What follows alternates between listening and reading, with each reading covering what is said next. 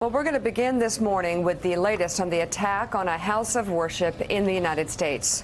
One woman is dead and 3 others wounded, including an 8-year-old, after a man opened fire inside California's Shabbat of Poway synagogue on Saturday as congregants were celebrating the final day of Passover. Authorities say that the gun used was an AR-style assault weapon. What a surprise.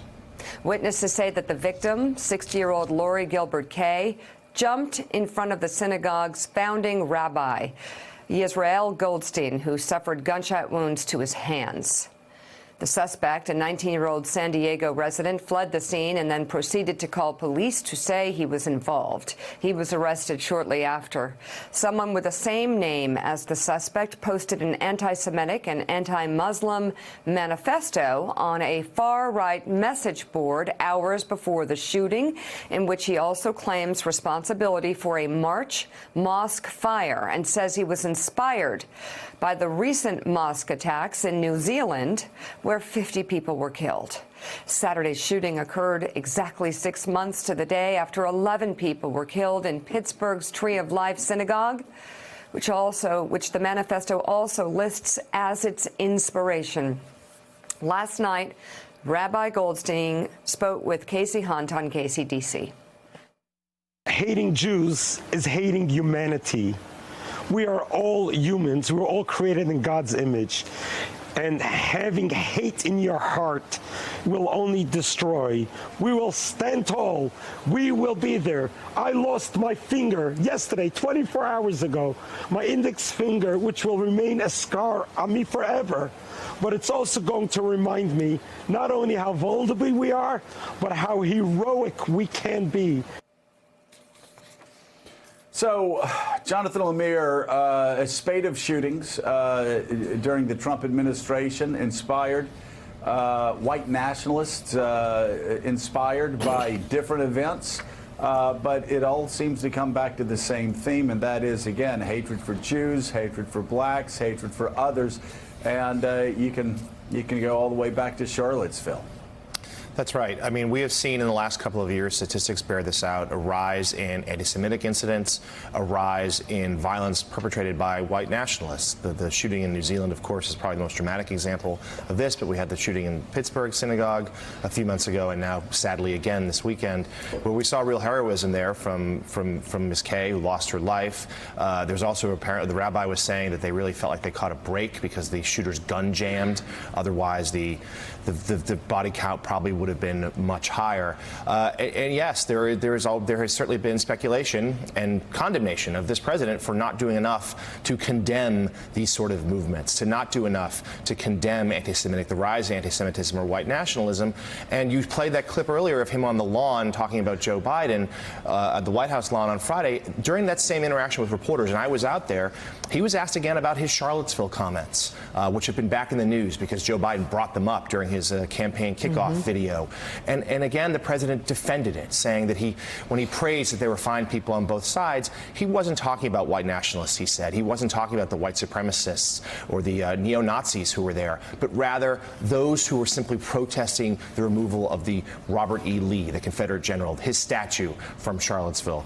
And while looking back at his comments back in 2017 when he first made them, that's a dubious claim. But more than that, the marchers there in Charlottesville carrying their tiki torches, these were white nationalists. These were people who were protesting the removal of the statue, yes, but they were also saying, this is our land, the Jews will not replace us, blood and soil, and other tropes like that. So it remains sort of an indefensible argument from this president, but one he continues to make, one he simply will not acknowledge that he made a mistake, and he refuses to still condemn this movement.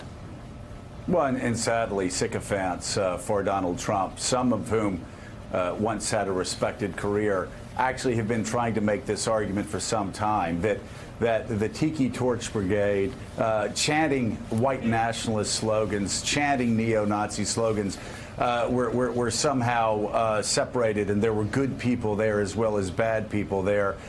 Clint Watts, I don't buy that any more than I buy the White House and their claim that white nationalism is not on the rise. The numbers just don't bear that out, do they?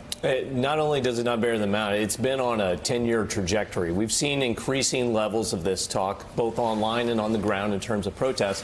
But what really sticks out is what's happened over the last 2 years. We used to talk about domestic terrorism. They were capable, they had access to targets, but they weren't motivated to violence. They wouldn't actually commit the acts. In the last 2 years, that has changed significantly, not just in the United States, around the world. And we act as if each of these attacks are one-offs, but they are not. They network online just like Al-Qaeda or ISIS. They share their tactics, techniques, and procedures. They offer manifestos to each other as guidance in terms of what their targeting should be, who they should target, why they should target. And this is a network that unless we get into this, unless we start to bring all these threads together, we will continue to react to these attacks. If you go to the FBI, they're using a totally different rule set on domestic terrorism versus international terrorism. We use the national security guidelines to go after Al-Qaeda and ISIS. We opened up large-scale investigations where we allowed them to preemptively go in and start to look at FISAs, starting to look at their online activity. And anybody that so much as touched the word ISIS or Al-Qaeda would be looked at, visited, interviewed to see what their connections might be. Instead, what we do is we wait for an attack right now. We go out, we see the damage, and act like, oh, just some bad apple. They are not bad apples. In fact, they know each other. They're inspired by each other, and the pace is quickened. I think it was 3 years ago you had me on this show. We talked about directed, networked, and inspired attacks. We're seeing the same phenomenon, but it's bottom up this time. These guys are inspiring each other. They're networked online, and soon they'll be directing each other. And the Trump administration's doing nothing about it. You look at the former Coast Guard member who had a kill list of media members, but also the Speaker of the House, Nancy Pelosi, Chuck Schumer, the minority leader of the Senate, Democratic presidential candidates. This was a guy that had a kill list. He had a manifesto. He was inspired by a Norwegian mass murderer, white nationalist who killed over 70 people, slaughtered dozens and dozens of children at a day camp. And Donald Trump and Attorney General Barr and the Trump Justice Department let him walk. Yeah, the incidence and the lethality of violence that we're seeing right now are far higher. The other thing is these folks have weapons. Oftentimes they have training, and they know what the targets are. If you looked at Cesar Sayak, for example, the guy who sent the bombs, his targeting looked a lot like Hassan when he was arrested in Washington, D.C. If you look across what these targets are, we treat them as one-offs. What is it? It's a synagogue, it's a mosque, it's an African-American church. What's common amongst all those? It's not Clint, white. In the case of the two men you just named, they were either Trump critics or people who were running against Donald Trump for president of the United States. That's and they're exactly on right. kill lists. They're on target lists. Now, Clint, you tell me, why isn't Barr bringing charges so a judge who's afraid of Hassan and afraid that he'll commit acts of violence when he is released, why aren't they charging him? There's no good reason. The only reason is international terrorists don't vote and domestic terrorists do vote. And it has to do with politics. This is intertwined in our own politics today. They are inspired oftentimes by political rhetoric. If you took a lot of the statements by politicians right now in this country and you compare them to what Al-Qaeda or ISIS clerics said that inspired attacks around the world over the last decade, they would look remarkably similar. This is incitement to violence in many cases. Are you talking about Donald Trump here, enemy of the people? And that's exactly right. Yeah. Talking about people as animals or dogs, talking about people as being lesser humans. That sort of talk is highly similar to any extremist movement. Donald Trump this weekend referring to FBI agents as scum. So, Clint, are you surprised that Christopher Hassan is allowed to walk pending all this? Is there a way that, I mean, any way that the Attorney General, the U.S. Attorney, and all those who are basically overseeing what the next steps are for him legally, you don't think there's any way they can keep him behind bars? Are they choosing not to? I'm absolutely stunned. I don't understand their decision-making process, but I can't imagine any time after 9/11 where if we came across a suspect, they had that sort of targeting list, they were talking about mobilizing to violence, we'd be having press conferences, we'd be talking about airstrikes, we would be moving FBI task forces into action. This is a completely different response that we're seeing in this case. And so I'm very confused about the decision calculus on this. Yeah, can we just stop right there? Because every time something happens with this Trump administration that seems so out of order and so wrong and so against our core values, or perhaps even our national security, we're shocked and we move on. I would like to point out, as someone whose husband is on this kill list, that I am very concerned that these decisions are politically motivated from the top. I have never seen a case with this president where it hasn't been.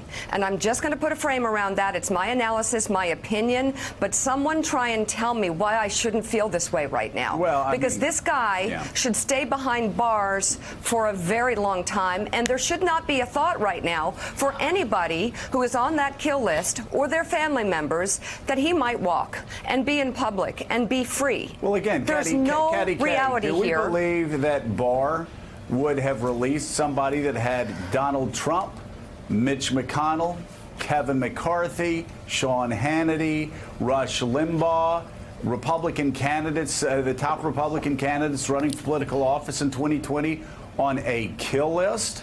Do we really believe that Donald Trump and Barr would allow that person that had weapons and had a manifesto and had a kill list of the top Republicans in America that he was ready to go out and kill? Do we really believe that Barr and Trump would let that person walk free? Again, we're talking about the rise of white nationalism, and here is a guy that is planning to slaughter every one of Donald Trump's political rivals. I think all you have to do is look to the degree to which the White House is very quick to condemn Muslim far extremist terrorists when they take action, and the degree to which the White House does not speak out against white nationalist terrorists when they take action. And you see, and I think you have your answer. No, I think also if Christopher Hassan was Muslim, I don't think he would be walking free at the moment. I think he would be being held under terrorism laws in the country. So there's clearly a double standard. And I think what Clint is saying about the networking of these groups, these are no longer, it's easy to say this was a one-off individual white nationalist who struck at some synagogue or struck against a Muslim community. It's not like that anymore. You can see that in the manifestos. The manifesto of the shooter in New Zealand drew exactly from the manifesto of the shooter in Norway and in South Carolina. They are looking at each other. They are drawing each other's ideas. They are reading the same things. They are writing the same things, the same words in their manifestos. These are linked communities now. Whether they're talking to each other one-on-one is almost irrelevant. The point is they are drawing ideas from each other and acting in coordination with each other.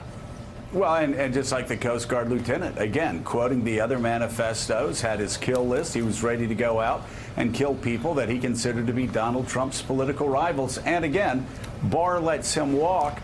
And also, even beyond that, Eddie, it's very, very interesting that Donald Trump for years was so enraged that Barack Obama would not call Islamic terrorism by its name, and so enraged that Barack Obama would not talk about the problem that America had dealing with Islamic terrorism. And yet here we have a president who refuses to talk about the very real growing threat from white nationalism. Right, Joe. I mean, there's no need to expect any kind of moral consistency on the part of Donald Trump.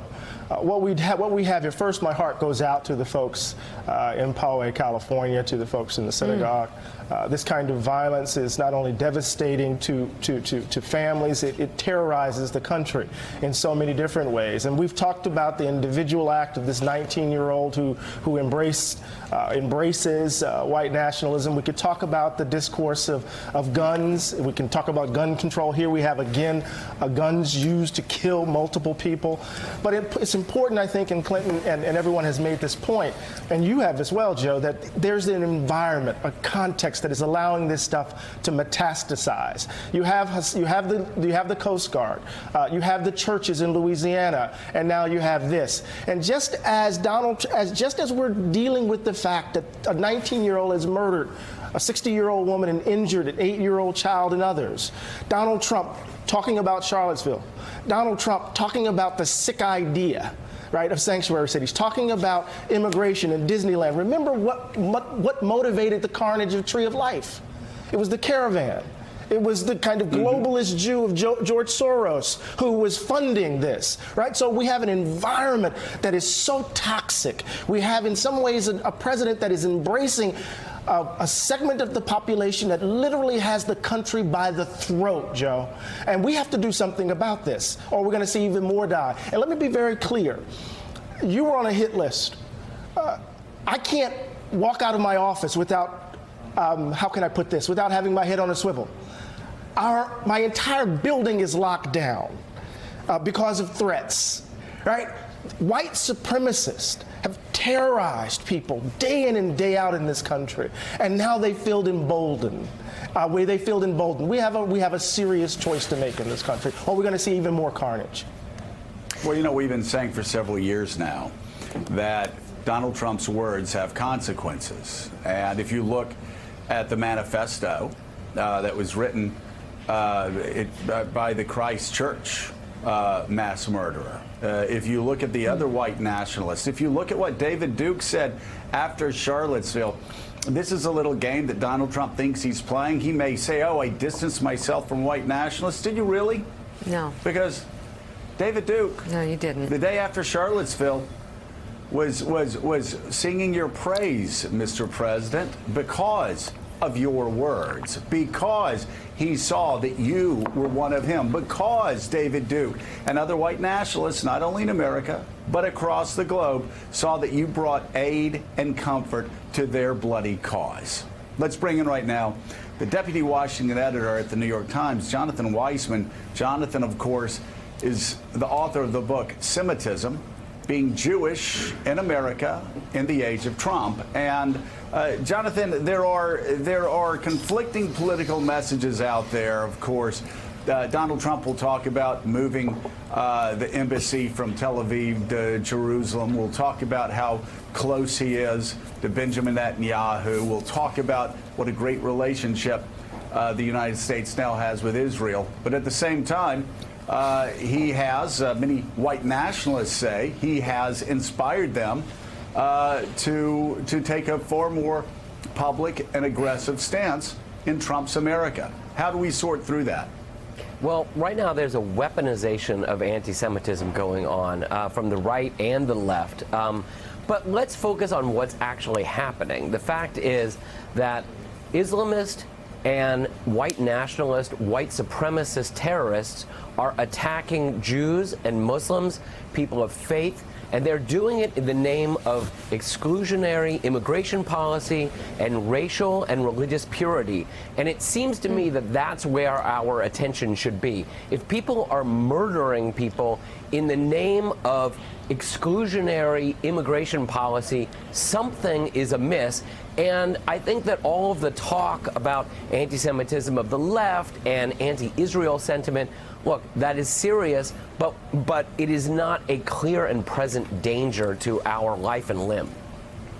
So, Jonathan, we're talking about the problem right now that we have in the United States, but across Europe, Jews have been under attack again from both sides. I mean, they've been under attack, yes, from white nationalists, from neo-Nazis, from right-wing extremists, but also under attack from extreme Islamic terrorists. Absolutely. It is extraordinarily difficult to be a Jew in Europe, and that's one of the reasons why the Jewish population continues to go down. And don't you think sometimes the American press focuses too much on the threats that Jews face in Europe from white nationalists, which we've talked about for the first 20 minutes this morning, and not enough about the threats they face in Europe from Islamic radicals?